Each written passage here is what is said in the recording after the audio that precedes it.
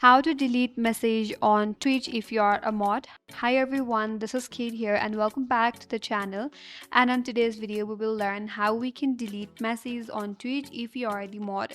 So without further delay, let's get started. First of all, go to the chat section, click on the settings icon here, and under the chat settings make sure that a mod option is turned on, and make sure that you are moderator of this live here. Now to delete the chat only if you are the mod, you have to right click on the chat that you want to delete. So select the chat, right click on the chat that you want to delete, and then once you right click you will have an option to delete the chat. So click on delete option, and with that the chat will be deleted. That's it. That's how you can delete messages on Twitch if you are the mod.